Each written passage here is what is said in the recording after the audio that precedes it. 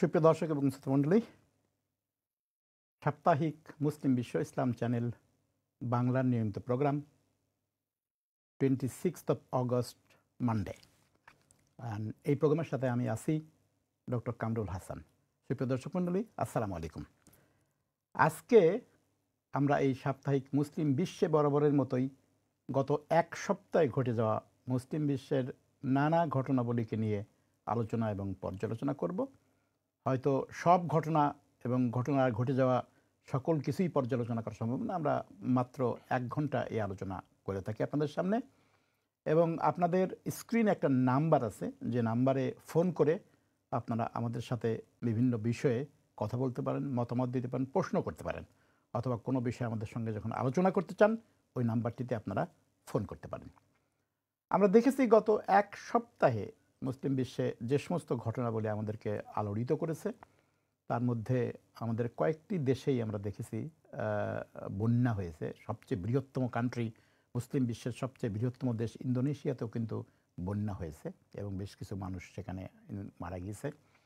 আমাদের তৃতীয় বৃহত্তম মুসলিম কান্ট্রি বাংলাদেশেও বন্যা হয়েছে এবং সেই বন্যা নিয়ে অনেক কন্ট্রোভার্সি আছে। বাংলাদেশে আরও কিছু বিষয়াবলী ঘটেছে এবং বরাবরের মতো আপনারা জানেন যে দীর্ঘদিন ধরে যেটা চলছে আমাদের গাজাতে, এবং অ্যাজ ইউজুয়াল আমরা মধ্যপ্রাচ্যকে সামনে নিয়ে গাজার খুব রিসেন্ট ডেভেলপমেন্ট হয়েছে, সেই সব ডেভেলপমেন্ট নিয়েও আলোচনা করব।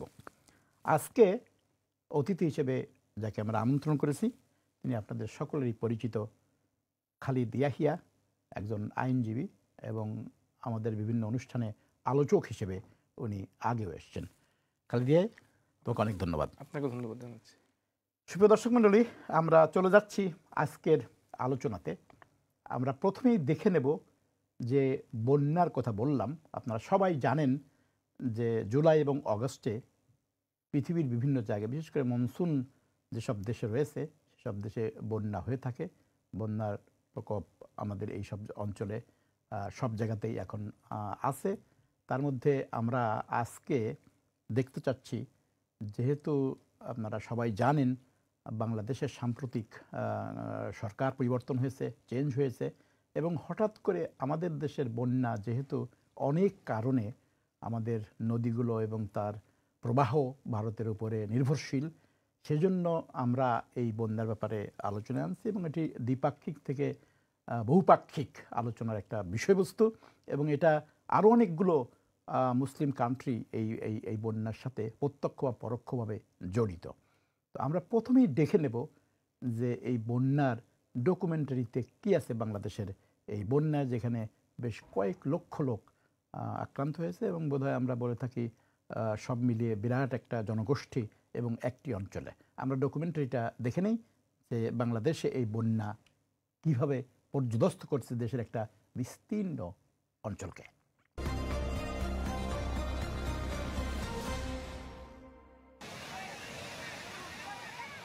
গঙ্গার পানি হুগলি নদীতে নিতে 50-এর দশকে ফারাক্কা বাঁধ নির্মাণের উদ্যোগ নেয় ভারত, যার ফলে স্বাধীনতার পরপরই কঠিন বাস্তবতার মুখোমুখি হয় বাংলাদেশ। গঙ্গার পানির হিস্সা থেকে বঞ্চিত হওয়ার পাশাপাশি ক্ষতির মুখে পড়ে দেশের পরিবেশ ও জনজীবন।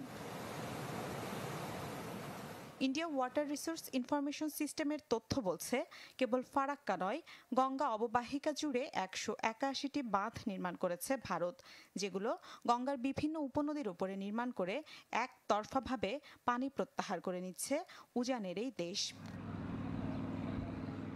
India water resource information system জানায়, সিকিমে উৎপত্তি হওয়া তিস্তা ও এর উপনদীর ওপরে গজলডোবা সহ মোট 7টি বাঁধ দিয়েছে দেশটি। তিস্তার উপনদী রঙ্গিত, রংপো ও রংলি নদীতে 1টি করে এবং বাকি 4টি তিস্তার যাত্রাপথের বিভিন্ন অংশে সিকিম, পশ্চিমবঙ্গের কালিম্পং এবং জলপাইগুড়ির গজলডোবায় স্থাপন করা হয়েছে, যার মাধ্যমে তিস্তার 80% পানি প্রত্যাহার করে নিচ্ছে ভারত। ভারতের সরকারি তথ্য অনুযায়ী উত্তর পূর্ব ভারতের 7 রাজ্যে রয়েছে অন্তত 30টি বাঁধ ও ব্যারেজ। পরিকল্পনা রয়েছে মণিপুর, মিজোরাম ও আসামের ওপর দিয়ে চলা বরাক নদীর ওপরে টিপাইমুখ বাঁধ নির্মাণের। বলা হচ্ছে, এই বাঁধ নির্মাণ হলে নাব্যতা হারাবে বাংলাদেশের সুরমা ও কুশিয়ারা।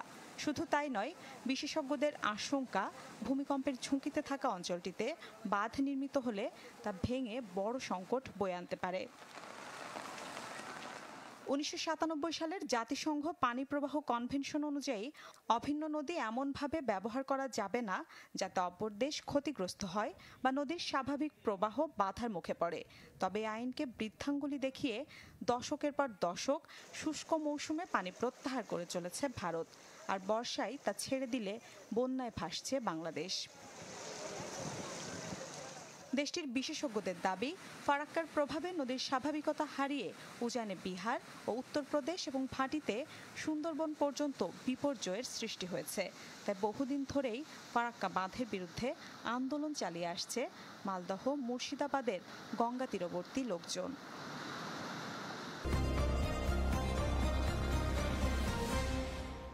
সুপ্রিয় দর্শক মণ্ডলী, আমরা দেখলাম আমাদের এই বন্যা এবং কিভাবে এই বন্যার বা কিভাবে এই নদীগুলোর উপরে যে বাঁধ দেওয়া হয়েছে, সেই বাঁধ আমাদের বন্যাকে কিভাবে আরও বেশি ভয়াবহ করছে।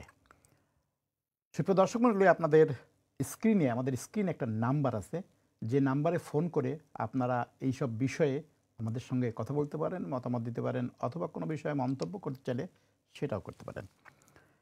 দুইটি ইনফরমেশান আপনাদেরকে দিয়ে রাখি। প্রথমেই আমি আমার গেস্টের কাছে এই বিষয়ে আলোচনার আগে, সেটি হচ্ছে বাঁধ দেওয়ার এই প্রবণতা, নদী শাসন যেটাকে আমরা বলি, অনেক সময় ওয়াটার ম্যানেজমেন্ট টার্মিনোলজি ব্যবহার করা হয়, যেখানে এই নদীর উপরে বাঁধ দেওয়া হয় এবং ব্রডলি দুইটা কারণে বাঁধ দেওয়া হয়।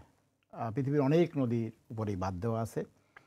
দুইটি কারণের মধ্যে একটি কারণ হচ্ছে তার নদী এমনভাবে শাসন করা হয় যেখানে বাঁধ দিয়ে পানি প্রত্যাহার করা হয় এবং সেই পানি অন্য জায়গায় ব্যবহার করা হয় বিভিন্ন কৃষিকাজে। এবং এটা পৃথিবীর বিভিন্ন দেশ তার নিজের দেশের মধ্যেও এই ধরনের বাঁধ দিয়ে পানি ধরে রাখে, আবার পানিকে নিয়ন্ত্রণ করে যখন শুষ্ক মৌসুমে পানি একেবারেই থাকে না তখনও এক ধরনের নিয়ন্ত্রণ করা হয়।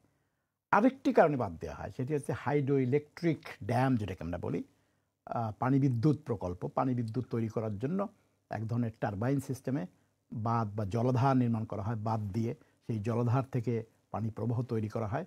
এবং এখানেও এক ধরনের বাঁধ যেটা আমরা হাইড্রো ইলেকট্রিক ড্যামের মাধ্যমে করে থাকি, সেটাও পৃথিবীর বিভিন্ন দেশ বিভিন্ন জায়গায় করে থাকে।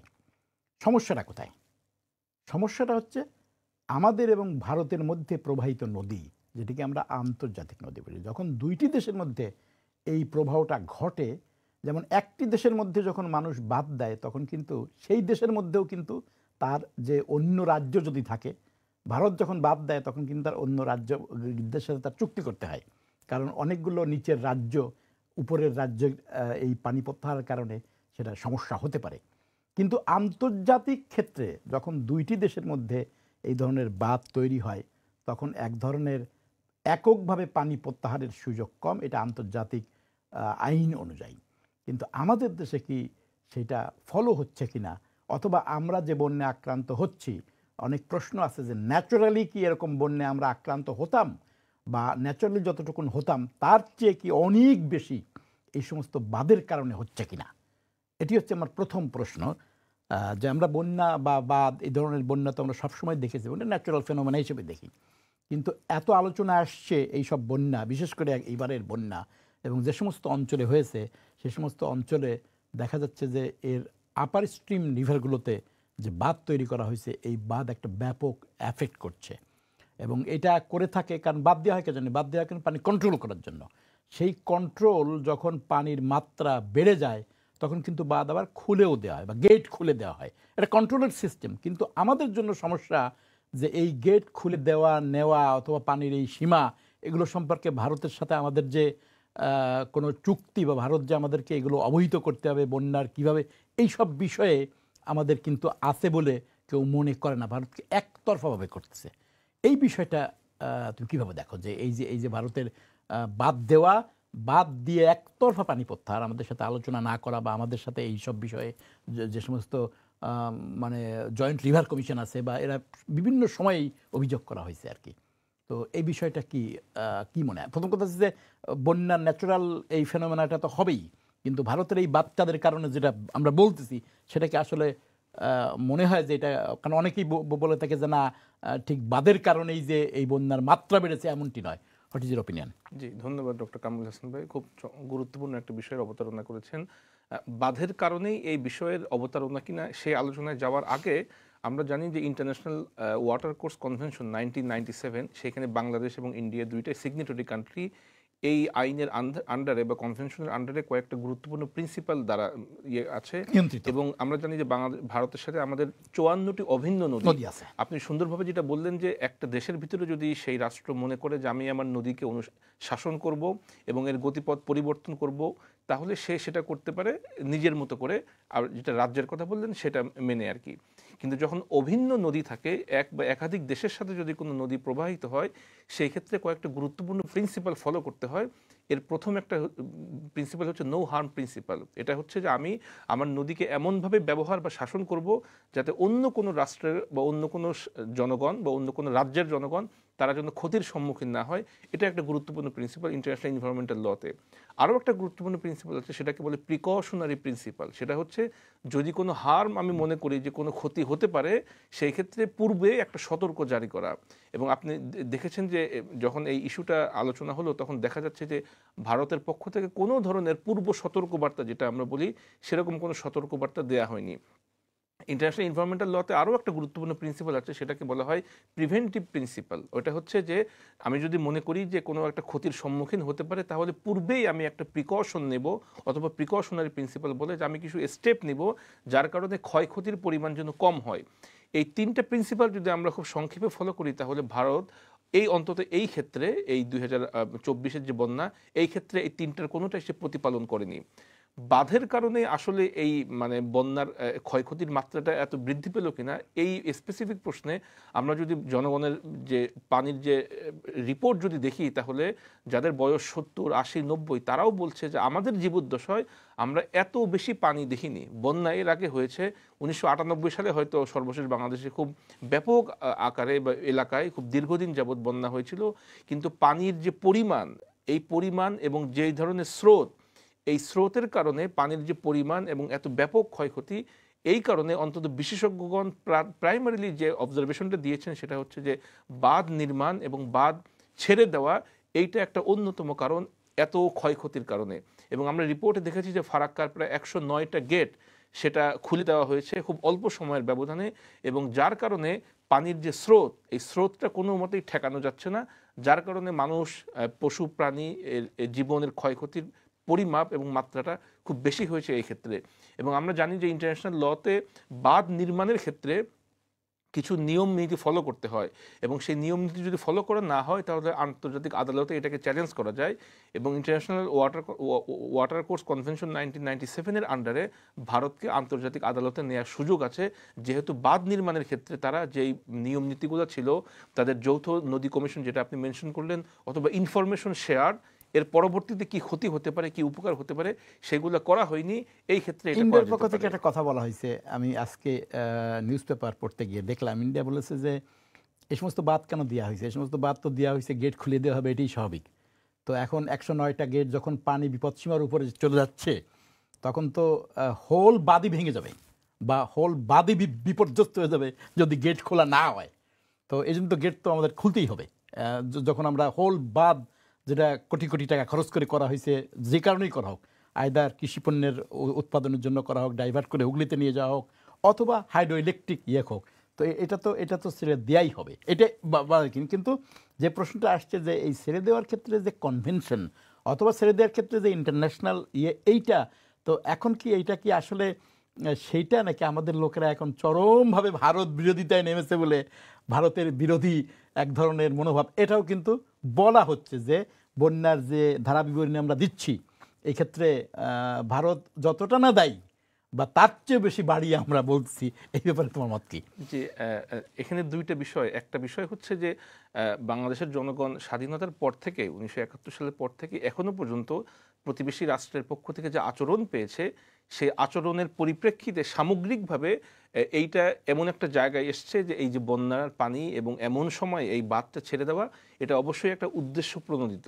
এই বিশ্বাসটা বাংলাদেশের মানুষের ভিতরে তৈরি হয়েছে যে এটা। তৈরি হয়েছে তাদের দীর্ঘদিনের সুপ্রিয় আচরণের দর্শক কারণে। মণ্ডলী, আপনারা যারা অনুষ্ঠান দেখছেন, আমাদের সাপ্তাহিক মুসলিম বিশ্বের আয়োজন, আমরা এখন আমাদের বাংলাদেশে যে ব্যাপক বন্যা হলো এবং হচ্ছে, এর পরিপ্রেক্ষিতে এই বন্যা এবং তার কারণ এবং তার প্রতিকার এবং কারা এর জন্য দায়ী, এই বিষয়ে আলোচনা করছি। আমাদের স্ক্রিনে একটা নাম্বার আছে, যে নাম্বারে আমাদের সঙ্গে আপনারা কথা বলতে পারেন, প্রশ্ন করতে পারেন, মন্তব্য করতে পারেন। আমি ফিরে যাচ্ছি আমার গেস্টের কাছে, যেখানে ছিলেন কন্টিনিউ করুন। প্রথম যেটা বললাম সেটা হচ্ছে যে মানুষের ভিতরে একটা ধারণা জন্মেছে যে এইটা উদ্দেশ্য প্রণোদিতভাবেই এই সময়ে বন্যার গেটগুলো বাঁধের গেটগুলো খুলে দেওয়া হয়েছে, এটা হচ্ছে একটা।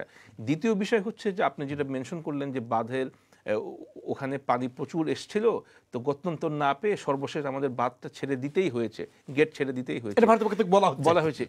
আমরা যদি এটা মেনেও নেই, তারপরেও যে প্রিকশনারি যে প্রিন্সিপাল, সেটা তো আমাদেরকে করা হয়নি। অগ্রিম যে ইনফরমেশন আদান প্রদান, যৌথ নদী কমিশন যেটা আছে, সেটা করা হয়নি। তো এই আরেকটা ব্যাপার আমি আসতে চাই, সেটা হচ্ছে যেহেতু এখানে তো আমরা স্বল্প সময়ের জন্য একটা দেখতেছি যে, কিন্তু এইটা তো ঠিক, এইটা তো কোনোভাবেই ইয়ে করা হবে না যে এই যে আমাদের যে বৃহত্তম ফারাক্কা বাঁধ যেটা বলা হয়ে থাকে, তার যে ক্ষতি আমাদের ডাউন স্ট্রিমে, আমরা যে গত 50 বছর ধরে, 3 দশকের বেশি ধরে যে আমাদের যারা পদ্মার ওই পাড়ের মানুষ যারা দেখেছি, তাদের পদ্মা শুকিয়ে এবং সমস্ত অন্যান্য যে সমস্ত আমাদের গঙ্গা কপোতাক্ষ প্রকল্প, তার যে জিকে প্রকল্প বলতাম, এবং একটা বিরাট একটা অংশ যে মরুভূমি হয়ে যাচ্ছে, অর্থাৎ যে পানি আমাদের পাওয়ার কথা ছিল, এটা তো আমাদের সামনে প্রতিষ্ঠিত যে এটা দৃশ্যমান, যে এতদিন ধরে এটা কোনো রকম কোনো তোয়াক্কা করা হয় না, এবং যে পানি আমাদের পাওয়ার কথা সেই পানি আমরা পাচ্ছিলাম না। যদিও এটা অন্য প্রসঙ্গ যেটা, কিন্তু বর্তমান যে বন্যা, সেটার অন্যান্য যে সমস্ত বাঁধগুলো আসছে, যেগুলো আরো পরে হয়েছে, গজলডোবা যেটা একটা বৃহত্তম প্রকল্প, তিস্তার ওই পাশে যে প্রকল্প, সেইগুলোর কারণে যে আমাদের বিশেষ করে এই বছর গ্রেটার কুমিল্লা, তারপরে চিটাগাং, তারপর নোয়াখালী, সিলেট এবং আরো অনেকগুলো অঞ্চল, তো এই বাঁধগুলো কি একইভাবেই কি আমাদেরকে, কারণ এই বাঁধগুলোর প্রতিক্রিয়া তো আমরা দেখি নাই, ফারাক্কা তো দেখতেছি আমাদের চোখের সামনে, আমার বাড়ি ফারাক্কার ওখানে, তোমার বাড়ি ফারাক্কা তো একটা অন্তৃতীয়াংশ আমাদেরকে মরুভূমি বানায় ফেলতেছে, এবং বিভিন্ন সময় আমরা দেখেছি ফারাক্কার কারণে যে এফেক্ট, এবং কত হাজার কোটি টাকার ক্ষতি হয়েছে ফারাক্কার কারণে। কিন্তু এই যে গজলডোবা সহ যেগুলো বললাম আমি, জলপাইগুড়িতে এবং অন্যান্য যে সমস্ত বাঁধ, তিস্তারিয়াম, এর কারণে যে এই বাঁধগুলো কিন্তু পরে করা, যেটার রিয়াকশন আমরা খুব একটা দেখিনি, এই প্রথম বোধহয় সিরিয়াসলি দেখলাম ফ্লাডের কারণে। এটা কি ইয়ে কিনা? ফারাক্কা বাঁধের কথা যেটা বললেন, আমি গড়াই নদী একাধিকবার ব্রিজে অথবা ট্রেনে পার হয়েছি, এবং গড়াই নদী একদম শুকিয়ে শুষ্ক মৌসুমে, গড়াইয়ের পাড়েই আমার বাড়ি, সেখানে ধান চাষ হয়, সেখানে বাচ্চারা খেলা করে, বালু উত্তোলন করা হয় এবং হেঁটে পার হওয়া যায়। অথচ পদ্মা যে অবস্থায় ছিল সেখানে সম্পূর্ণ ব্যতিক্রম। যেটা আপনি বললেন যে 50 বা 3 দশক পরে এসে আমরা ফারাক্কার প্রভাবটা এখন দেখতে পাচ্ছি। সাম্প্রতিক যে বাঁধগুলোর কথা আপনি বললেন, যেটা এখন নির্মাণাধীন বা নির্মাণ হয়েছে, তার প্রথম প্রভাব আমরা এবার দৃশ্যমান দেখতে পেলাম। এর পরবর্তীতে কি প্রভাব হবে সেটা অদূর ভবিষ্যতে দেখা যাবে। তবে এইটা নিশ্চিতভাবে বলা যায় যে বাঁধগুলো নির্মাণ করার ক্ষেত্রে যে ইনফরমেশনগুলো শেয়ার করার কথা ছিল দুই দেশের ভিতরে, সেই ধরনের ইনফরমেশন শেয়ার করা হয়নি। এবং যদি প্রকৃতপক্ষে এই আদান প্রদান হতো তথ্যের, তাহলে অবশ্যই এই বাঁধ নির্মাণের ক্ষেত্রে বাংলাদেশের পক্ষ থেকে অনুমতি পাওয়ার কথা না। এই জন্য সামগ্রিকভাবে আমরা এখন বলতে পারি যে এই যে বাংলাদেশের সামগ্রিক যে পানি ব্যবস্থাপনা, যেটা আপনি বললেন যে ওয়াটার ম্যানেজমেন্ট, এর উপরে একটা ডিটেইল গবেষণা হওয়া দরকার, এবং নিরপেক্ষভাবে যদি সম্ভব হয় আন্তর্জাতিক প্রতিষ্ঠানের উদ্যোগে একটা গবেষণার মাধ্যমে যে ফলাফলটা আসবে, সেখানে আমরা মূলত দেখতে পাবো যে আসলে এই নদী কেন্দ্রিক বা পানি কেন্দ্রিক কতটা ক্ষতির সম্মুখীন আমরা হয়েছি এবং সামনের দিনগুলোতে আমরা হতে পারি। আরেকটা বিষয় হচ্ছে যে টিপাইমুখ বাঁধ, আমরা জানি সিলেটের ওই অঞ্চলে 2009-10 সালে আমরা এখানে অনেক বিদ্রোহ ইয়ে করেছি, প্রতিবাদ আমরা করেছি। ওইটার যে এখন বর্তমান কি অবস্থা সেটা এখন কনস্ট্রাকশন শেষ হয়নি আর কি, কিন্তু আমরা ওটা বন্ধ করতে পারিনি, তার কনস্ট্রাকশন বোধহয় এখন শেষের দিকে। এবং তখন আমরা জানতাম যে 2009-10 সালে যে টিপাইমুখ বাঁধ একপাক্ষিকভাবে এবং একতরফাভাবে সকল নিয়ম নীতিকে উপেক্ষা করে ওই নির্মাণ কাজ শুরু হয়েছিল, যেটা আপনি বললেন যে এখন হয়তো কনস্ট্রাকশন শেষ হয়নি। এরপরে আবার আমরা দেখলাম যে রামপাল বিদ্যুৎ কেন্দ্র, সেটাও কিন্তু নদীর পাড়ে, আমাদের মংলা নদীর পাড়ে, ওখানে তৈরি হচ্ছে। সুপ্রিয় দর্শক মণ্ডলী, আমরা যারা আমাদের অনুষ্ঠান দেখছেন, আমরা বাংলাদেশের যে বন্যা সেটি নিয়ে আলোচনা করছি। আপনাদের কোনো প্রশ্ন থাকলে অথবা কোনো বিষয়ে মন্তব্য করতে চাইলে স্ক্রিনে নাম্বার আছে, আমাদের সঙ্গে ফোনে কথা বলতে পারবেন। আমার সর্বশেষ এই বিষয়ে প্রশ্ন হলো যে এখন সবাই মনে করে, যে কথা তুমি সুন্দরভাবে বললে, যে আসলে আন্তর্জাতিক নদী হিসেবে তার যে কনভেনশন, আন্তর্জাতিক চুক্তি, এইসব বিষয়ে ভারত এভাবেই অবজ্ঞা করে আসছে আমাদেরকে, যার কারণেও কিন্তু এই ভারত বিরোধী মনোভাব এবং তার প্রতিক্রিয়া আমাদের মধ্যে হওয়াটাই স্বাভাবিক। কিন্তু এখন অনেকেই মনে করে যে এটা আসলে আর ভারতের সঙ্গে এই দ্বিপাক্ষিক চুক্তিতে আর আমাদের এই সমস্যার সমাধান নাই, বরং যদি, কারণ অনেকগুলো নদীর উৎস কিন্তু চীন, নেপাল, অন্যান্য জায়গাতে, বরং যদি এটাকে বলে মাল্টি ল্যাটারাল, অর্থাৎ আরও দেশগুলোকে সাথে নিয়ে, যেমন তিস্তার কথা বলা হয় থাকে যে তিস্তা চীনকে দিয়ে দেওয়া হোক, তখন দেখা যাবে যে এই চীনকে যদি জড়িত করা যায় এই আমাদের ওয়াটার সমস্যার সমাধানে, তাহলে অনেক বেশি কার্যকরী হতে পারে। খুব সংক্ষেপে এটা কি মনে হয়? সংক্ষেপে যেটা আপনি বললেন যে যেহেতু প্রতিবেশী রাষ্ট্র, সেইখানে যদি তৃতীয় বা চতুর্থ রাষ্ট্রকে সংযুক্ত করা যায়, যেটা আপনি বললেন, এবং তারা যদি শক্তিশালী হয়, সেক্ষেত্রে একটা গুরুত্বপূর্ণ ফলাফল হয়তো আমরা পেতে পারি। কারণ আমরা জানি যে সার্ক সেটা একটা গুরুত্বপূর্ণ ফোরাম ছিল, সেখানে আমরা এই বিষয়গুলো হয়তো তুলতে পারতাম, সেটা যেহেতু এখন ইফেক্টিভ না, সেক্ষেত্রে এই প্রস্তাবটা আমি তৃতীয় বা চতুর্থ এটা একটা পক্ষকে আমরা যুক্ত সমাধানের করতে পারি। সূত্র হতে পারে। সুপ্রিয় দর্শক মণ্ডলী, আমরা যাচ্ছি আরও একটি ঘটনা বাংলাদেশে ঘটেছে। যেহেতু বাংলাদেশে একটি বিপ্লবী সরকার, যদি আমরা তাকে অন্তর্বর্তীকালীন সরকার বলি বা অন্য নামে আখ্যায়িত করি অনেক সময়, তত্ত্বাবধায়ক টাইপের সরকার, সেই সরকার আপনারা জানেন প্রায় 2 সপ্তাহ হয়ে গেল বা 2 সপ্তাহ বেশি হয়ে গেছে। তো সেই সরকার দেশ চালাচ্ছে। এর মধ্যে কিছু গুরুত্বপূর্ণ ঘটনা ঘটেছে। একটি ঘটনা আমরা দেখেছি যেটা অনেকের জন্য আশঙ্কাজনক, যে আমাদের একটা প্যারামিলিটারি আমরা বলে থাকি আনসার রা একটা দাবি দেওয়া নিয়ে তাদের বক্তব্য হলো যে তাদের অনেক দিন মানে কোনো নির্বাচিত সরকার তাদের কথা শোনে না, অতএব এখন যেহেতু বিপ্লবী অন্তর্বর্তীকালীন সরকার, তাদের বহু দাবি দেওয়া নিয়ে, এবং দাবি দেওয়াটা এমন পর্যায়ে চলে গেছে যে সচিবালয় পর্যন্ত ঘেরাও হয়েছে। এরপরে খুব মানে একটা ক্লাশ সিচুয়েশন তৈরি হয়েছে। তো এই ধরনের অবস্থায় এই ধরনের অন্তর্বর্তীকালীন সরকার এইসব বিষয়ে যদি এরকমভাবে সমস্যায় পড়ে বা এরকম অবস্থা হয়, এটা কি খুব মানে ইয়ের মতো বা আশঙ্কাজনক না বললেও এগুলো যে একটা বড় ধরনের সরকারকে বিপদে ফেলতে পারে বা সমস্যায় ফেলতে পারে, এইসব জিনিস নিয়ে আবার যদি ছাত্রদেরকে চলে আসতে হয় এগুলো ইয়ে করার জন্য, এই বিষয়টা কিভাবে দেখা হচ্ছে? যেহেতু বাংলাদেশের প্রসঙ্গে আমরা শেষ করব খুব শিগগিরই। জি, বাংলাদেশে মূলত তো আইন শৃঙ্খলা রক্ষাকারী বাহিনী বা এই টোটাল বাহিনী যদি আমরা বলি, তাহলে সেনাবাহিনী প্রথমেই আসে, এরপরে পুলিশ, মেইনলি ল এনফোর্সিং এজেন্সিস, এর পাশাপাশি র্যাব আছে, এবং স্পেশাল কিছু ব্রাঞ্চ আছে, যেমন আমরা বলি যে এসএসএফ অথবা এনএসআই এবং ডিজিএফআই, পার্টিকুলারলি এটা হচ্ছে স্পেশাল ব্রাঞ্চ। আনসার যেটা, তারাও সরকারি বাহিনী, বাট এদের রোলটা একটু insignificant comparing to the other forces. সেই ক্ষেত্রে নাম্বার বোধহয় অনেক, নাম্বার অনেক, এবং যে দাবি দেওয়ার যে কথা, এটা অবশ্যই প্রাসঙ্গিক হতে পারে, যেহেতু দীর্ঘদিন যাবত আমরা জানি যে সকল সেক্টরেই এক ধরনের সিস্টেমের ভিতর দিয়ে গিয়েছে, তো দাবি দেওয়া বা সংস্কার এই বিষয়টা যৌক্তিক। কিন্তু বিষয় যেটা হয়েছে সেটা হচ্ছে যে বর্তমান যে সিচুয়েশন, এই গভর্নমেন্ট এটা ফর্ম হয়েছে 15.5 বছরের দীর্ঘ একটা সময়ের রেজিমের পতনের পরে এই গভর্নমেন্টে ফর্ম হয়েছে, এবং শুধুমাত্র হয়তো 2 সপ্তাহ বোধহয় এরা সময় পেয়েছে, তারা এখনও মোটামুটি স্থিতি হতে পারেনি। আরেকটা গুরুত্বপূর্ণ বিষয় হচ্ছে সমগ্র দেশের মানুষের মনোযোগ কিন্তু এখন বন্যা, কিভাবে মানুষদেরকে রেস্কিউ করা যায়, ত্রাণের কাজে মানুষের মনোনিবেশ সেখানে নিবিষ্ট। এমন সময় এই দাবি দাবাটা উত্থাপন করাটা, এটা অবশ্যই একটু অ্যালার্মিং, এবং যেই উপায়ে, যেই পদ্ধতিতে দাবি দাবা পেশ করা হয়েছে রাত 10টার সময়, এখনই আমাদের দাবি মানতে হবে, এখনই গেজেট প্রকাশ করতে হবে, যদিও সরকারি ছুটির দিন, এইটা বোধহয় এই যে উপায়ে করা হয়েছে এইটা ঠিক মতো হয়নি, এবং এর পিছনে অবশ্যই কারণ থাকতে পারে। আচ্ছা, ঠিক আছে, আমরা একটু আমাদের বিরতির সময় হয়ে গেছে, আমরা ফিরে আসবো এই বিষয়টাকে আর একটু আলোচনা করার জন্য বিরতির পরে, এবং বিরতির পরে আমরা বাংলাদেশের এই প্রসঙ্গটা আর একটু আলোচনা করব। আমরা ফিরে যাচ্ছি একটা বিরতিতে। বিরতির পরে আমাদের সাথে থাকবেন, এবং আমরা সাপ্তাহিক মুসলিম বিশ্বে আপনাদেরকে স্বাগত জানাচ্ছি। বিরতির পর আবার ফিরে আসবো।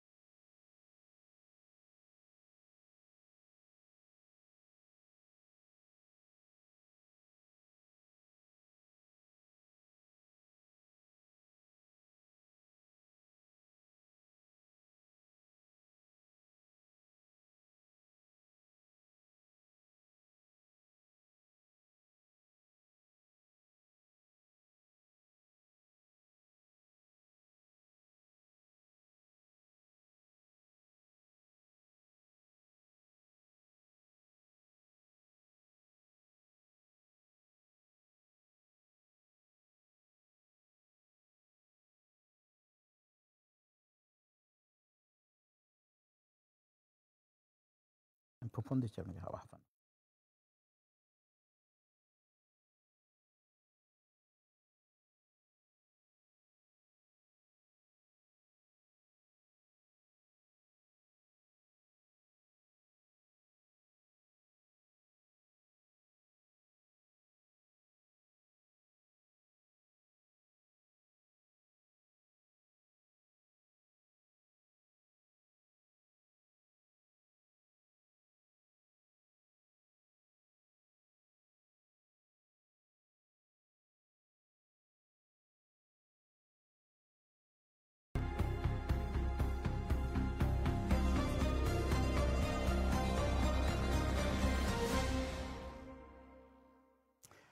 সুপ্রিয় দর্শক মণ্ডলী, বিরতির পরে আমরা সাপ্তাহিক মুসলিম বিশ্বের ইসলাম চ্যানেলের এই প্রোগ্রামে ফিরে আসলাম। আমরা আজকে যেসব বিষয়ে আলোচনা করছিলাম তার মধ্যে আমাদের তৃতীয় বৃহত্তম মুসলিম কান্ট্রি বাংলাদেশে ঘটে যাওয়া বেশ কিছু ঘটনাবলী আমরা বিরতির আগে আলোচনা করেছি। এরপরে আমরা একটু আলোচনা করতে চাই আমাদের যে বিরতির আগেই আমরা আলোচনা করতে চাচ্ছিলাম। যারা আমাদের সাথে এখনই যোগ দিয়েছেন তাদের উদ্দেশ্যে বলছি, আমাদের স্ক্রিনে একটা নাম্বার আছে, যে নাম্বারে ফোন করে আপনারা আমাদের সাথে প্রশ্ন করতে পারেন, কথা বলতে পারেন, মন্তব্য করতে পারেন, অথবা কোনো বিষয়ে আপনাদের নিজস্ব কোনো বক্তব্য থাকলে সেটা আমাদের সামনে উপস্থাপন করতে পারেন। আমাদের সাথে আজকে আলোচক হিসেবে, গেস্ট আলোচক হিসেবে যিনি আছেন আপনাদের সকলেরই পরিচিত, এই অনুষ্ঠানে আগেও নিয়ে এসছেন, খালেদ ইয়াহিয়া, আইনজীবী এবং বিশ্লেষক। তো আমরা ওই বিষয়টা যাচ্ছিলাম, যে বিষয়টা বিরতির আগে আমরা আলোচনা করতেছিলাম, যে এই আনসারের ঘটনা যেটা বাংলাদেশে ঘটলো, বা এরকম ঘটনা যদি আরও ঘটে, এই ধরনের তাদের নিজস্ব দাবি দেওয়া, যেটা অনেক দিন ধরে হয়তো হয় নাই, আমরা মেনে নিলাম যেটা এই মেনশন, কিন্তু এখনই এইসব দাবি দেওয়া মেনে নেওয়ার কী বলে এটাকে ফোর্স করা বা যৌক্তিকতা, অথবা এখনই এটা সমাধান করতে হবে, এখনই এই গভর্নমেন্ট যেদিকে থাকে, এবং এটা নিয়ে একেবারে ভায়োলেন্ট মুভমেন্টের দিকে চলে যাওয়া, এই ধরনের ঘটনা তো আমাদের এই যে সদ্য মানে বিপ্লব হয়ে যাওয়া বা বিপ্লবের পরে যে সরকার হওয়া, তার জন্য তো মনে হয় খুব মানে অস্বস্তিকর। এবং এটা কি আরও এই ধরনের ঘটনা যদি ঘটে তাহলে এর ইম্প্যাক্টটা কী হতে পারে? জি, সামগ্রিকভাবে অন্তর্বর্তীকালীন সরকারের যে মূল উদ্দেশ্য ওনারা যেটা বলছেন সেটা হচ্ছে যে আমরা within certain period of time আমরা একটা ক্রেডিবল, ইনক্লুসিভ, একটা ফেয়ার, ফ্রি একটা ইলেকশন আমরা জাতিকে উপহার দেব। তবে এর ভিতরে আমরা কিছু গুরুত্বপূর্ণ সেক্টরে কিছু রিফর্ম, রাষ্ট্রীয় সংস্কারের কাজ আমরা করব। আপনি যেটা বললেন যে বিভিন্ন সেক্টর বা স্টেক হোল্ডার যারা আছে তাদের দাবি দেওয়া বা সংস্কারের বিষয় থাকতে পারে, তবে এখন মূল ফোকাসটা হচ্ছে যে কিছু গুরুত্বপূর্ণ সংস্কার এনারা করতে চান। তো আমরা যদি এরকম বিভিন্ন বাহিনী বা বিভিন্ন পক্ষের থেকে তাদের নিজস্ব কিছু দাবি দেওয়া এইভাবে একের পর এক প্রতিদিন আমরা তাদের সামনে উত্থাপন করি, তাহলে তাদের যে মূল ফোকাস, সেই ফোকাসটা হয়তো অন্যদিকে চলে যাবে, যেটা আপনি রাইটলি মেনশন করেছেন। এই জন্যে গতকালকে বলা হলো যে আপনারা যদি কোনো দাবি থাকে এরপরেও আপনারা লিখিতভাবে প্রপার চ্যানেলে সেই দাবিটা উত্থাপন করবেন। এবং এই কারণে বলা হলো যে সচিবালয় বা চিফ অ্যাডভাইজারের আশেপাশে এলাকায় কোনো বিক্ষোভ বা মিছিল করা যাবে না, প্রপার চ্যানেলে রাইটিং ওয়েতে আপনারা এটা যারা দায়িত্বশীল আছেন উত্থাপন করতে পারবেন, এবং আমরা পজিটিভলি এটা দেখব, এরকম একটা আশ্বাস দেওয়া হয়েছে। তো এইটা আমি পজিটিভলি দেখি, এবং এর মাধ্যমে একটা মেসেজ দেয়া হলো যে এইভাবে একদম হুট করে এসেই এখনই দাবি মানতে হবে, এরকম যেন পরবর্তীতে কারা এরকম না করেন। প্রপার চ্যানেলে যদি আপনারা আসেন তাহলে এটা পজিটিভলি দেখা হবে। এটা একটা রাইট অ্যাপ্রোচ আমার কাছে মনে হয়েছে। Thank you. আমরা চলে যাব আমাদের সেকেন্ড যে ইম্পর্টেন্ট টপিক, আমরা মধ্যপ্রাচ্য এবং এই মধ্যপ্রাচ্যে গাজায় ঘটে যাওয়া যে ঘটনা, আমরা প্রতি সপ্তাহেই এটার আপডেট দিয়ে থাকি। এই সপ্তাহের যে আমরা আপডেট, তার মধ্যে গুরুত্বপূর্ণ আপডেট দুটি বিষয় আমরা দেখেছি, যে দুটি বিষয় নিয়ে আমরা বিভিন্ন সময় আলোচনাও করেছি। সেই বিষয়টি আলোচনায় আরও জোরতরভাবে, আরও জোরালোভাবে আসছে আমাদের সামনে। তার একটি বিষয় হচ্ছে, আমরা দেখেছি যে যেটা নিয়ে আমরা বিভিন্ন অনুষ্ঠানে আপনাদেরকে বলতে চাচ্ছি, যে ইসরায়েল এবং হিজবুল্লাহর মধ্যে ক্রমান্বয়ে এক ধরনের যুদ্ধের কাছাকাছি পৌঁছে যাওয়া, অথবা ক্রমান্বয়ে ইচাদারকে যে হামলা করা হচ্ছে, সেটির একটি আমরা দেখেছি গত সপ্তাহে।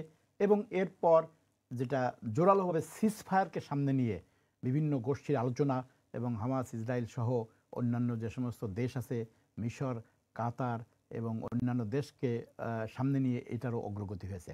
আমরা প্রথমেই দেখতে চাই যে এই গুরুত্বপূর্ণ আপডেট যেটা ইসরায়েল এবং হিজবুল্লাহকে নিয়ে ঘটে গেল, গত সপ্তাহে এই ঘটনাটা ঘটেছে। আমাদের সামনে একজন দর্শক, একজন কলার আছেন, আমরা দেখি কলার আমাদের সঙ্গে কি আলাপ করতে চান। হ্যালো কলার। হ্যালো, আসসালামু আলাইকুম। ওয়ালাইকুম আসসালাম। আচ্ছা স্যার, আমার একটা কোয়েশ্চন আর একটা রিকোয়েস্ট। আচ্ছা বলেন। আমার কোয়েশ্চন হইল, এই যে বর্তমানে যে দেশের যে দুর্যোগ, দেশটারে বাঁচায় নাকি, এই সময়ে মির্জা ফখরুল সাহেব তাই লাগিয়েছেন পলিটিক্স, যে সিলেটে গিয়া ক্যাম্পেইন করা পলিটিক্যাল। আজকে দেখলাম তাই ডাকাতে ইয়ে করছেন, দেখানো তাই যাইতা, দেখানো দুর্যোগ মানুষ পান্নে বাঁচায় নাকি, হিকানো না গিয়া তাই গেছেন সিলেট তানোর পলিটিক্যাল। এই জিনিসটার ইয়েটা আমি আপনার কাছে কোয়েশ্চন রাখলাম। আর দ্বিতীয় রিকোয়েস্ট হইল যে আমাদের যে ইউনূস সাহেব কালকে একটা ভাষণ দিয়েছেন জাতির উদ্দেশ্যে, এই ভাষণটারে প্লিজ ইংলিশে ট্রান্সলেট করে আপনারা পূর্ণ প্রকাশ করবা, ওই জিনিসটা আমি আর ওই দুইটা রিকোয়েস্ট। থ্যাংক ইউ কলার। কলার একটা আমরা যে উনি হয়তো আমাদের আগের ইয়েটা দেখেছেন, সেগমেন্টটা দেখেছেন, সেজন্য প্রশ্নটা করেছেন। তার প্রশ্ন একটা হলো যে যৌক্তিক প্রশ্নটা হলো যে যখন এরকম বন্যা আমাদের কে ইয়ে করতেছে, তখন দেখা যাচ্ছে যে অনেক রাজনৈতিক ব্যক্তিরা বোধহয় বিভিন্ন জায়গায় মিটিং করতেছেন বা বিভিন্ন জায়গায় তারা ইয়ে করতেছেন, rather than going to the দুর্গত এলাকা। তো এইটার ব্যাপারে তার প্রশ্ন আছে যে এটা খুব সংক্ষেপে, এটা তো আসলে আমরা জি, প্রশ্নকর্তা খুব চমৎকার একটা বিষয় উত্থাপন করেছেন। আসলে আমাদের দেশের রাজনৈতিক কালচার কিছু আছে আর কি, বহুদিন যাবত যেটা প্র্যাকটিস করা হয়। তো আমরা আশা করি যে নতুন বাংলাদেশে সামনের দিকে এই বিষয়গুলো এর আশু সমাধান পরিবর্তন হবে এবং যখন যেই কাজটা করা দরকার সেই কাজটাই মানুষজন বা পলিটিক্যাল লিডার যারা আছে, কারণ তাদের কাছে মানুষের এক্সপেকটেশনটা বেশি আর কি। দুর্গত এলাকায় মানুষজন যাবে, ত্রাণ নিয়ে যাবে, ইভেন পলিটিক্যাল লিডারদেরকে মানুষ দেখলেও একটু শান্তি পায়। তো এই বিষয়গুলোতে বেশি ফোকাস করব। আর ওনার আরেকটা রিকোয়েস্ট উনি করেছেন, সেটা রিকোয়েস্টটা আমরা পৌঁছে দিব। সেই রিকোয়েস্টটা হচ্ছে যে আমরা তো বাংলা চ্যানেল, আমরা বাংলায় বলি, জাতির উদ্দেশ্যে আমাদের যে প্রধান উপদেষ্টা একটা ভাষণ দিয়েছেন এবং এটি বোধহয় ওনার প্রথম ফর্মাল ভাষণ। উনি ভালো কথাই বলেছেন। উনি বলেছেন যে এই ভাষণটা উচিত আমাদের বাংলায় তো আমরা শুনেছি, বা এটা আরও যাতে অন্যান্য জায়গাতে ইংলিশের সাথে সাথেই করে দেওয়া যায়, এটি আমরা পৌঁছে দেব যারা এই অনুষ্ঠান ইংলিশে করেন তাদের সামনে আর কি। আমরা ফিরে যাচ্ছি আমাদের যে আলোচনা, সেটি হচ্ছে যে হিজবুল্লাহর সাথে ইসরায়েলের যে সংঘাত আমরা দেখতে পেয়েছি সম্প্রতি, এই বিষয়ে একটা ডকুমেন্টারিতে আমরা দেখব। ডকুমেন্টারির পরে আমরা ফিরে আসব আলোচনাতে, আমাদের সাথেই থাকবেন।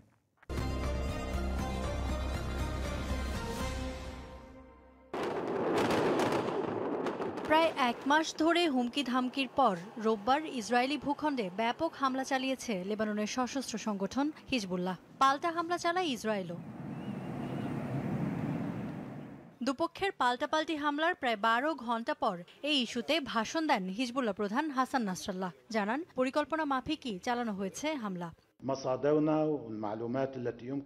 হামলার মূল টার্গেট ছিল গিলত গোয়েন্দা ঘাঁটি। ব্যাপক ক্ষতি হয়েছে ঘাঁটিটির। এখান থেকেই করা হয়েছিল ফুয়াদ শুকরের হত্যার পরিকল্পনা। সামরিক ঘাঁটিও ছিল হামলার টার্গেট, তবে কোনো বেসামরিক স্থাপনায় হামলা চালানো হয়নি। তবে যুদ্ধ বাড়াতে চায় না হিজবুল্লাহ। বক্তব্যে এমন ইঙ্গিত দিয়েছেন নাসরাল্লাহ। বলেন, বড় পরিসরে যুদ্ধ থামাতেই ইসরায়েলের গুরুত্বপূর্ণ স্থাপনায় হামলা চালিয়ে নিজেদের সক্ষমতার জানান দেওয়া হয়েছে। ইসরায়েল যুদ্ধ চাইলে পরিণতি কি হতে পারে বুঝিয়ে দেওয়া হয়েছে তা। দীর্ঘদিন ধরে হুমকি দিয়ে এত পর কেন হামলা চালানো হলো সে ব্যাখ্যাও দিয়েছেন বক্তব্যে। মূলত গাজায় যুদ্ধবিরতি কার্যকরের কারণেই হামলায় দেরি করা হচ্ছিল। আমাদের প্রধান লক্ষ্য গাজায় যুদ্ধ বন্ধ করা। তার স্বার্থেই এতদিন দেরি করেছি আমরা। শত্রুপক্ষ ও যুক্তরাষ্ট্রের মতো আড়ালে থাকা দোসরদের প্রতি আমার স্পষ্ট বার্তা হলো, গাজার সহযোগী ফ্রন্টগুলো বন্ধের আশা করলে ব্যর্থ হবে।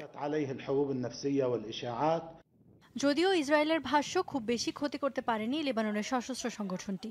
তথ্য গোপন করছে ইসরায়েল এমন দাবি করে নাসরাল্লাহ বলেন, হামলার ফলাফল ইসরায়েলের জন্য সন্তোষজনক না হলে আবারও হামলা চালাতে আপত্তি নেই তাদের। ফলাফল যদি সন্তোষজনক না হয় তবে উপযুক্ত সময়ে আবার ব্যবস্থা নেওয়া হবে। তারা আগাম প্রতিরোধ নয়, আগ্রাসন চালিয়েছে। তবে আমাদের অভিযানে তা কোনো প্রভাব ফেলেনি।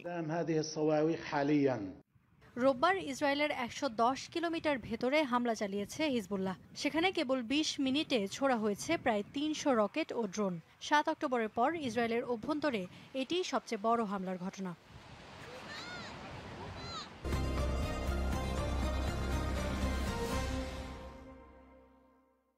সুপ্রিয় দর্শক মণ্ডলী, আমরা দেখলাম গতকালকেই ঘটে যাওয়া যে হিজবুল্লাহর আক্রমণ ইসরায়েলের ভূমির মধ্যে, এবং বলা হয়ে থাকে প্রায় ১০০ কিলোমিটার দূরে বা ১২০ কিলোমিটার দূরে তারা করেছে। এবং এর আগেও আমরা দেখেছি যে যখন ইসরায়েল আক্রমণ করেছে হিজবুল্লাহকে, হিজবুল্লাহ পাল্টা করেছে, কিন্তু এটা হিজবুল্লাহর পক্ষ থেকে আসছে। এবং হিজবুল্লাহর যে প্রধান হাসান নাসরুল্লাহ তার ভাষণে এ বিষয়ে তার ব্যাখ্যা দিয়েছেন। আমরা এর আগের দুইটি অনুষ্ঠানেই আমরা এই বিষয়টা আনতেছিলাম যে হিজবুল্লাহ এবং ইসরায়েলের মধ্যে যে এরকম সংঘাতের দিকে চলে যাওয়া বা আরও সংঘাত দীর্ঘায়িত করা বা যুদ্ধ বেঁধে যাওয়া, এই বিষয়টা আমরা আশঙ্কা করতেছিলাম। তো খালি মনে হয় নাকি যে এই যে ঘটনা ঘটলো এটা তারই একটা মানে অংশ, বা এটা এই অঞ্চলে হিজবুল্লাহর সঙ্গে ইসরায়েলের একটা যুদ্ধ আসলেই শুরু হয়ে যেতে পারে বা বেঁধে যেতে পারে, বা যেটা এখন শুধুমাত্র গাজাকে কেন্দ্র করে হচ্ছে, এই ব্যাপারটা আমার ভাবছি। জি, আমাদের মনে থাকার কথা যে গত ৩০শে জুলাই ফুয়াদ শুকুর, যার নাম মেনশন করা হলো, উনি হিজবুল্লাহর কমান্ডার ছিলেন, ওনাকে হত্যা করা হয়। এবং তার কয়েক ঘন্টার ব্যবধানে ইসমাইল হানিয়া, যিনি ইরানে ছিলেন, সাবেক প্রধানমন্ত্রী ফিলিস্তিন অথরিটির, তাকেও হত্যা করা হয়।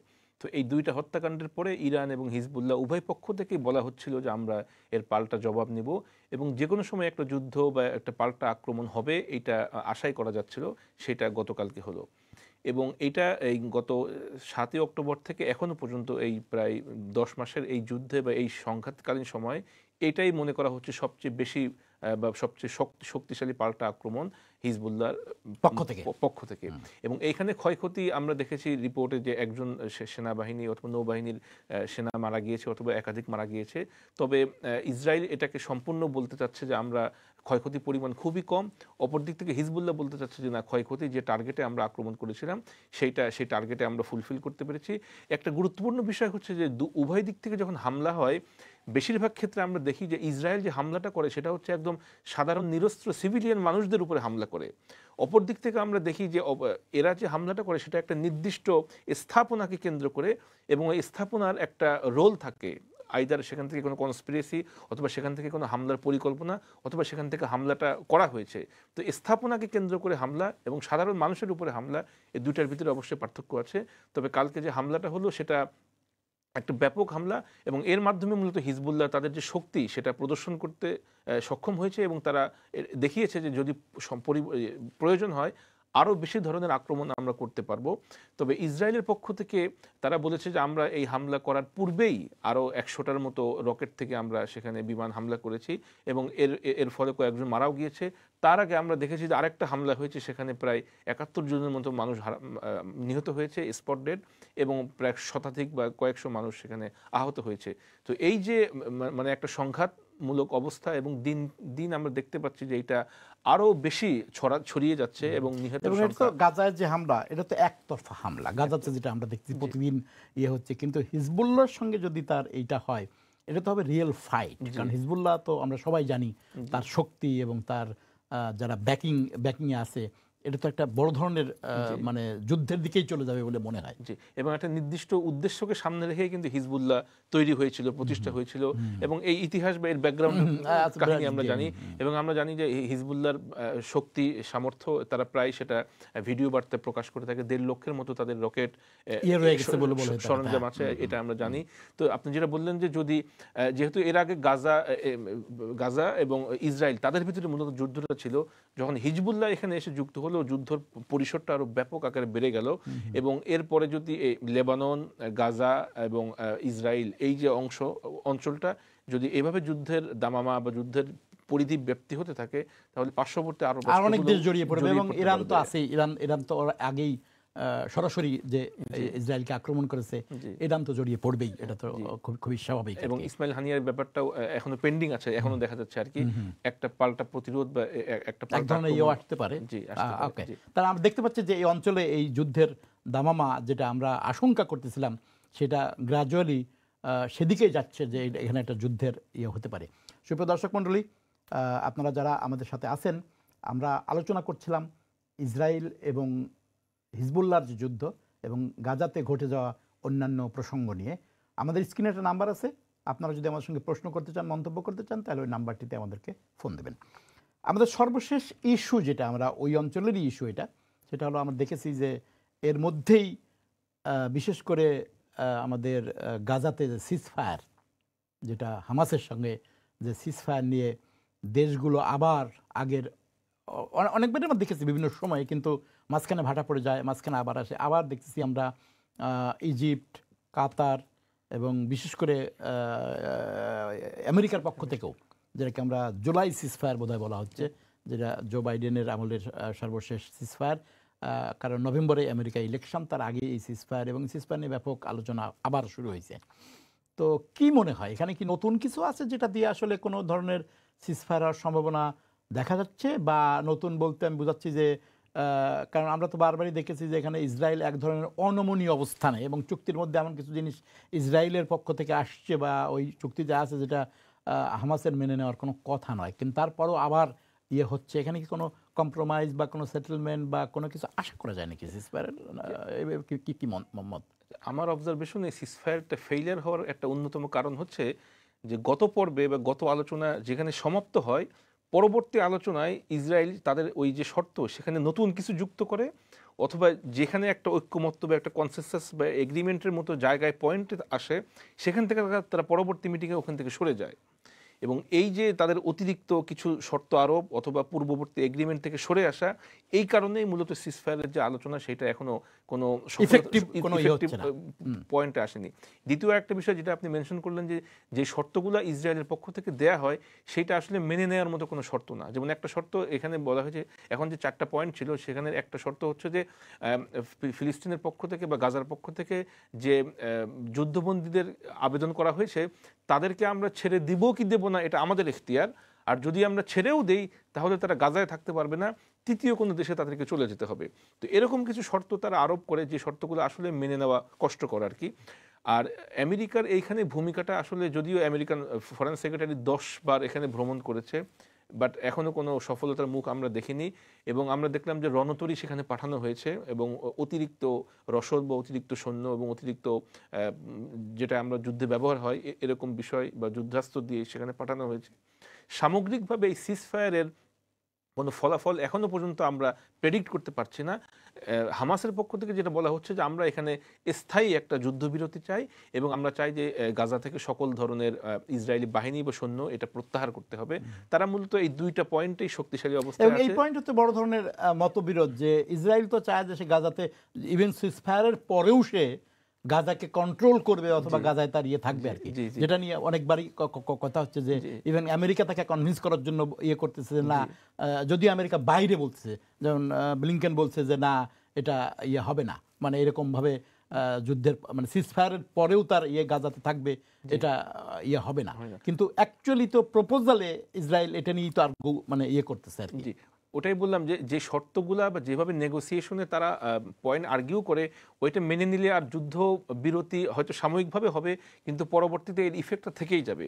যদি গাজাতে ইসরায়েলের ফুল কন্ট্রোলই থাকে তাহলে তো সেখানে যে কোনো সময় হামলা আক্রমণ, যেটা আমরা বছরের পর বছর দেখে থাকি, সেটা কন্টিনিউ থাকবে। আর একটা বিষয় হচ্ছে যে রাফা ক্রসিং যেটা, অথবা গাজায় ঢুকার যে বর্ডার, প্রত্যেকটা বর্ডারে ইসরায়েল চাচ্ছে যে আমাদের কন্ট্রোলে থাকবে। এবং এইভাবে যদি বর্ডারগুলোতে কন্ট্রোল থাকে তাহলে মানুষের যাতায়াত, ত্রাণ সামগ্রী বা নিত্য প্রয়োজনীয় দ্রব্য এখানে আসা, এটা তো অবশ্যই তারা কন্ট্রোল করতে পারবে, যে কোনো সময় থামিয়ে দিতে পারবে। এই কারণে যে শর্তগুলো দেখা যাচ্ছে দুই পক্ষ থেকে, বিশেষত ইসরায়েলের পক্ষ থেকে, এই শর্তগুলো মেনে নেওয়া হামাসের পক্ষে অবশ্যই কষ্টকর এবং মেনে নেওয়াটা অযৌক্তিক। যার কারণে মূলত এই যুদ্ধবিরতি বা সিজফায়ার, যেটা আমরা মাসের পরে মাস বিভিন্ন আন্তর্জাতিক পর্যায় থেকে, ইভেন জাতিসংঘে কয়েকটা হলো, জেনারেল হলো, সেশন হলো, সেখান থেকেও প্রেশার দেওয়া হলো, তারপরেও কিন্তু অ্যাকচুয়ালি মূল যে জায়গা, মূল যে দুইটা পক্ষ, তাদেরকে একটা নমনীয় পর্যায়ে আনা যায়নি। এবং মিশর, কাতার এবং যুক্তরাষ্ট্র বরংবার তারা মিটিং করে তারা ব্যর্থ হয়েছে। এবং অদূর ভবিষ্যতে সিজফায়ার যে হবে তেমন কোনো লক্ষণ এখন পর্যন্ত আমরা দেখতে পাচ্ছি না। আচ্ছা, এখানে একটা প্রশ্ন আছে, সিজফায়ারের প্রশ্ন, যেটা বলা হয়ে থাকে যে বিভিন্ন সময় এটাকে যে রিভাইভ করে দেওয়া হয় বা বিভিন্ন সময় এটাকে আনা হয় সামনে এক একটা ইস্যুকে কেন্দ্র করে। তো এইটাকে বলা হচ্ছে যে যেহেতু আমেরিকাতে নভেম্বরে ইলেকশন এবং আমরা তো এখন জানি যে ট্রাম্প একদিকে আছেন এবং জো বাইডেনের প্রত্যাহার পর এখানে ক্যামেলি হ্যারিস আসছে, এখন এই সিজফায়ারটাকে বলা হচ্ছে যে যে কোনো মূল্যে এটা নভেম্বরের এই ইলেকশনের আগে যে কোনো ধরনের একটা সিজফায়ার করার একটা মানে মার্কিন পরিকল্পনা, এটা বোধহয় ডেমোক্রেটরা সিরিয়াসলি চাচ্ছে যে এটা তাদের ইলেকশনের জন্য বোধহয় কোনো ইয়ে হবে। এই ব্যাপারে কি কোনো ইয়ে আছে কিনা, যে এটা কি কোনো কারণ হতে পারে হঠাৎ করে খুব রিভাইভ করে খুব হম্বিতম্বি করা, খুব মানে ইয়ে করা, এর সঙ্গে কোনো সম্পর্ক আছে বলে কি মনে হয়? আমি আপনার সাথে একমত যে আমেরিকার ইলেকশনে যে আগত ইলেকশন এইখানে গাজা যুদ্ধ এইটা একটা প্রভাব ফেলবে এবং যে ভোটাররা আছে বিশেষ করে মুসলিম ভোটার, এর পাশাপাশি আমরা দেখেছি যে স্মরণকালে সবচেয়ে বেশি বিক্ষোভ আমেরিকাতে, আমেরিকার বাহিরে সারা বিশ্বেই হয়েছে। এই যে বিভিন্ন সার্ভেতে এটা এসছে, বিশেষ করে ছাত্রদের ওই বিষয়টা, বিক্ষোভের বিষয়টা, আমার মনে হয় যে নির্বাচনে অবশ্যই এর একটা প্রতিফলন দেখা যাবে। এই কারণে যেটা আপনি বলছেন যে আমেরিকা খুব দ্রুত চাচ্ছে যে কোনো ভাবেই হোক দুই পক্ষকে একটা যেনতেন ভাবেই হোক, ইভেন কাগজে কলমে একটা সিজফায়ারের জন্য তারা প্রেশার দিচ্ছে। আমার মনে হয় সামনে অন্তত সেপ্টেম্বরে এইটা আরো বেশি দিবে, কারণ সেপ্টেম্বরে ইউএন জেনারেল অ্যাসেম্বলি হয়। তো সেই ক্ষেত্রে সেপ্টেম্বর অক্টোবর 2টা মাস যেহেতু আছে, আমার মনে হয় এর ভিতরে একটা যে কোনোভাবে কাগজে কলমে হোক দুইটা পক্ষকে তারা রাজি করাতে সর্বোচ্চ চেষ্টা করবে। আরও একটা বিষয় আছে এখানে, আমরা দেখেছি যে সৌদি আরবের পক্ষ থেকেও এটা বিভিন্ন ইয়েতে রিপোর্টে আসছে যে সৌদি আরবের পক্ষ থেকেও বেশ কিছু জিনিস তাদের ডেভেলপমেন্টের ক্ষেত্রে এক ধরনের সিজফায়ার হওয়াটা তাদের জন্য খুব প্রয়োজন, না হলে অনেক বিষয়ে তারা অভ্যন্তরীণ এবং আন্তর্জাতিক ক্ষেত্রে আর অনেকগুলো কান্ট্রি আছে কিন্তু সৌদি আরবে এটা খুব ইয়েতে আসছে আর কি।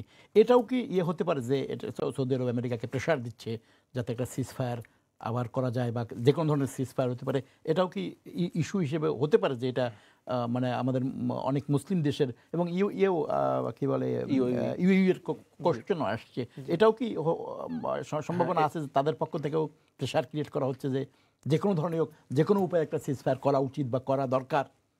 এটা একটা গুরুত্বপূর্ণ পয়েন্ট। আমরা আগে দেখেছি যে আমেরিকার যে কোনো পলিসিতে সৌদি আরব ব্লাইন্ডলি অন্ধভাবে তাদেরকে সমর্থন দিত, কিন্তু গত 1-2 বছরে আমরা দেখেছি সেখান থেকে তারা সরে এসছে।